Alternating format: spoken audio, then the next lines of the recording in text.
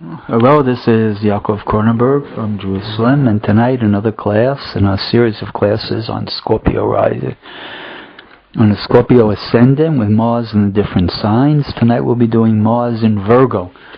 Mars in Virgo, of course, is another interesting combination, right? They don't go great together, but again, they don't go badly together. They're what's called in astrology peregrine. Mars is peregrine in Virgo.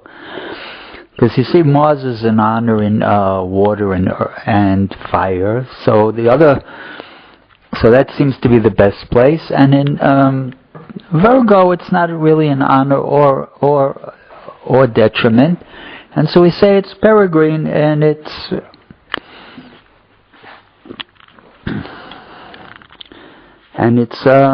okay. It's okay. Virgo is feminine, and Mars is really a masculine sign.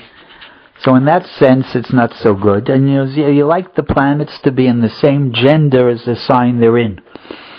Right? If Mars is masculine, you prefer that Mars would be in a masculine sign, all other things being considered, because its derek is to begin things, to initiate, and in Virgo it'll hold it back a little. Virgo tends to be very fearful. They have a tendency towards fearful, nervous conditions. Virgos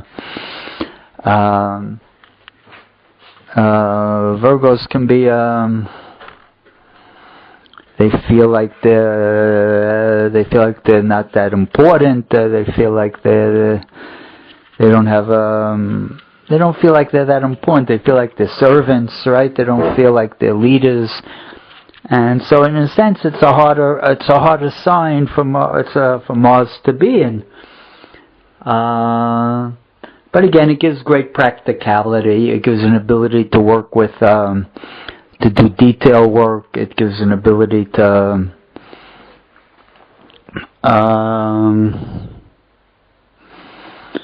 it gives an ability in healing, maybe in helping people. There's some good side to Mars in Virgo, but Mars in Virgo is sort of I don't know. Mars in Virgo is an interesting combination. That it makes a person maybe. I think it makes a person a little bit fearful. That's been my experience with Mars in Virgo, that people don't have that, maybe that, that drive that they should have with Mars, even if Mars is strong. And now here in Scorpio, so Mars for the most part is going to fall in the 11th house.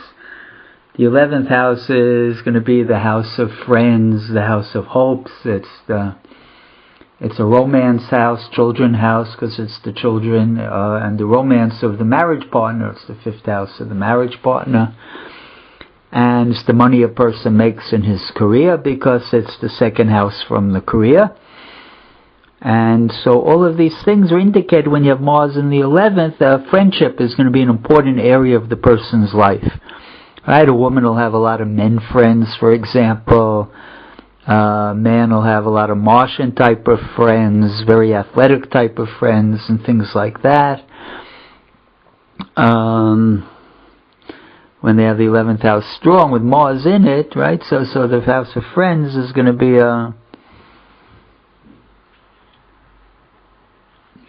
be strong, and so friendship becomes very important in a chart like this.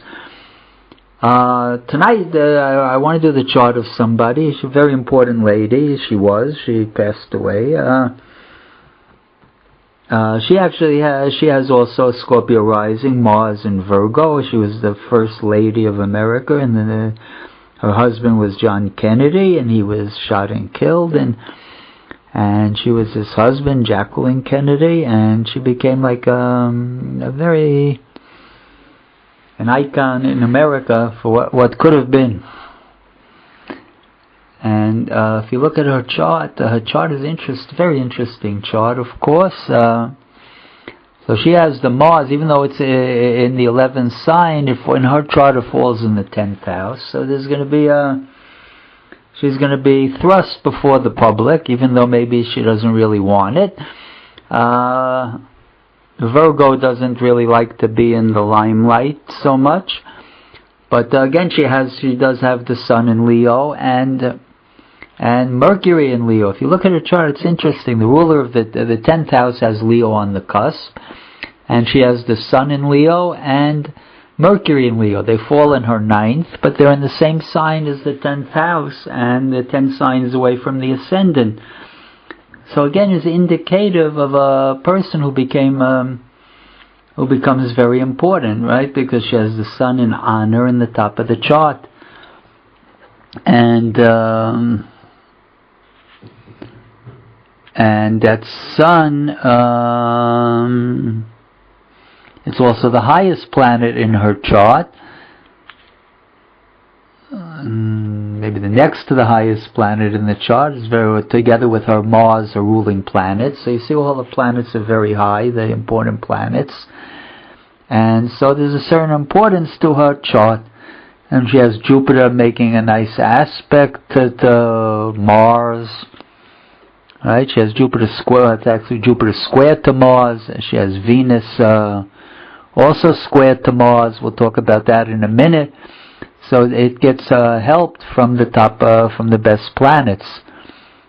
And it also unfortunately has a square to Saturn. And so the Mars is very, very connected with a lot of the planets in the chart. But what I want to talk about is her chart is just something that just sort of sticks out here. If you talk about her Mars is really what made her, before the public, especially, is the strong Sun conjunct the Mercury. Right? She has Mars in her chart. She has Mars in Virgo, and so Mars is disposited by Mercury, which is in Leo, and it's almost very, very tightly conjunct the Sun. So she becomes very, very important. You see that in her chart from that. And you see also career-wise, right? She had Mars in Virgo, which is detail work. Eventually, she became an editor in a book publishing company, and she worked there for the last 20 years of her life. And she was very successful, and that's also indicated by that Mars giving itself up to Mercury. Mercury is a writer. And she took that job on and became very successful. What's most interesting, though, in her chart, really, is if you look at it, is that Venus. Venus is the ruler of her marriage, and you see it's tremendously afflicted. It's exactly it's very tightly opposed by Saturn, and it's a double approaching opposition. And also Mars, her ruling planet, is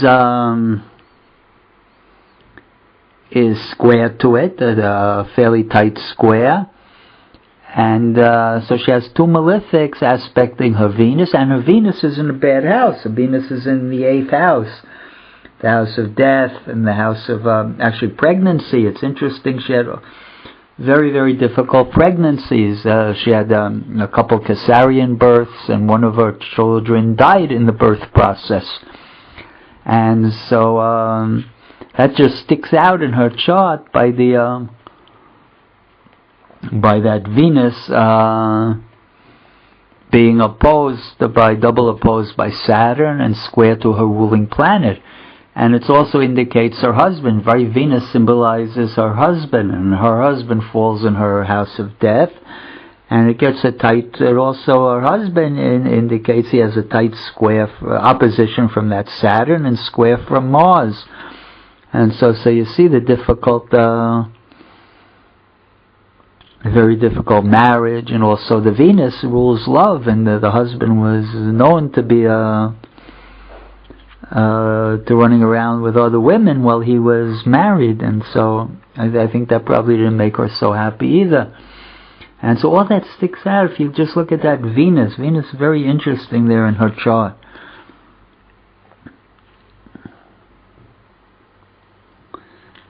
And I thank everybody for listening.